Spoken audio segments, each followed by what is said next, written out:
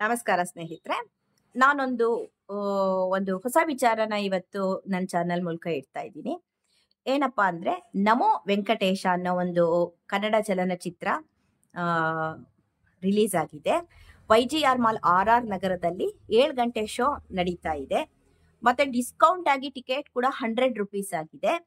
ಪಾಪ ಇಷ್ಟೆಲ್ಲ ಕಮ್ಮಿ ಎಲ್ಲ ಮಾಡಿ ಜನ ಬಂದು ನೋಡಿ ಅನ್ನೋ ಅವಶ್ಯಕತೆ ಇರ್ಬೇಕಾಗಿರ್ಲಿಲ್ಲ. ಯಾಕೆಂದ್ರೆ ಒಂದು ಒಳ್ಳೆ ಚಲನಚಿತ್ರಕ್ಕೆ ಇನ್ನು ಜಾಸ್ತಿ ಕೊಟ್ಟಾರು ಹೋಗಿ ನೋಡ್ಬೇಕು ಜನ. ಇದ್ರ ವಿಶೇಷತೆಗಳನ್ನ ಹೇಳ್ತೀನಿ ಕೇಳಿ. ಇವತ್ತಿನ ದಿನಗಳಲ್ಲಿ ಒಂದು ಚಲನಚಿತ್ರದಲ್ಲಿ ನಾವ್ ಏನಕ್ಕೆ ಇಷ್ಟನೇ ಪಡ್ತಾ ಇಲ್ಲ ಇವತ್ತಿನ ಚಲನಚಿತ್ರಗಳನ್ನ ಹೋಗಿ ನೋಡಕ್ಕೆ ಅಂದ್ರೆ ಕಥೆನೂ ಇರಲ್ಲ. ಅದಕ್ಕಿಂತ ಮುಖ್ಯವಾಗಿ ಹಾಡುಗಳಂತೂ ಮರ್ತೆ ಹೋಯ್ತು. ನಮ್ಗೊಂದು ಸಂಗೀತ ಪ್ರಪಂಚ ಇತ್ತು ಅವಾಗ. ಎಂತ ಒಳ್ಳೊಳ್ಳೆ ಹಾಡುಗಳಿತ್ತು. ರಾಜನ್ ನಾಗೇಂದ್ರ ಅವರ ಮ್ಯೂಸಿಕ್, ಹಂಸಲೇಖ ಅವ್ರ ಮ್ಯೂಸಿಕ್, ಇಂಥ ಒಳ್ಳೊಳ್ಳೆ ಒಂದು ರಾಗನೇ ಮರ್ತೋಯ್ತು.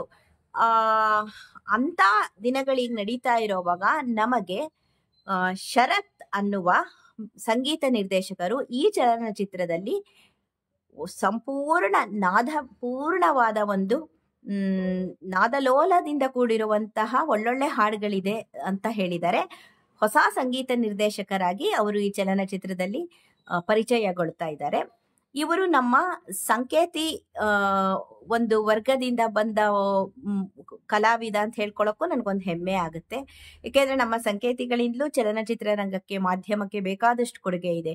MD ಕೌಶಿಕ್ ಅವರಿರಬಹುದು, ಶ್ರೀನಿವಾಸ ಪ್ರಭು ಅವರಿರಬಹುದು, ನಳಿನಾ ಮೂರ್ತಿ ಅವರಿರಬಹುದು, ಮನೋಮೂರ್ತಿ ಸಂಗೀತ ನಿರ್ದೇಶಕರನ್ನು ಮರೆಯಕ್ಕಾಗಲ್ಲ.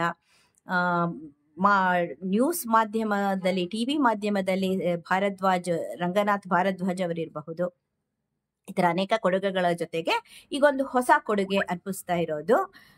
ಅವ್ರು ಹೇಳಿದ ಪ್ರಕಾರ, ಯಾಕಂದ್ರೆ ನಂದು ವಿಡಿಯೋ ಕಂಟಿನ್ಯೂ ಆಗುತ್ತೆ, ಅಲ್ಲಿ ಡೈರೆಕ್ಟ್ ಆಗಿ ನಾನು ಇಂಟರ್ವ್ಯೂ ಮಾಡಿದ್ದೀನಿ ಟಾಕೀಸ್ ಅಲ್ಲಿ, ಅದು ನೋಡಿ. ಅಲ್ಲಿ ಅವ್ರ ಮಾತು ಸ್ವಲ್ಪ ಕ್ಷೀಣವಾಗಿ ಸ್ವರ ಬಂದಿದೆ. ಅದರಿಂದ ಅವ್ರು ಹೇಳಿದ್ದನ್ನ ನಾನು ಹೇಳ್ತಾ ಇದ್ದೀನಿ.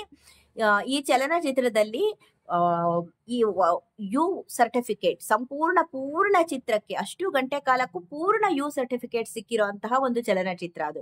ಈಗಿನ ಕಾಲದಲ್ಲಿ ಎ ಅಥವಾ AU ಹಿಂಗಿರುತ್ತೆ. ಅಂದ್ಮೇಲೆ ನಾವೇ ಅನ್ಕೋಬಹುದು ಈ ಚಲನಚಿತ್ರ ಎಷ್ಟು ಚೆನ್ನಾಗಿರಬಹುದು ಅಂತ. ಇದರಲ್ಲಿ ಕಾಮಿಡಿ ಇದೆಯಂತೆ, ಕತೆ ಇದೆಯಂತೆ, ಒಳ್ಳೊಳ್ಳೆ ಹಾಡುಗಳು. ನಾನು ಹೋಗಿ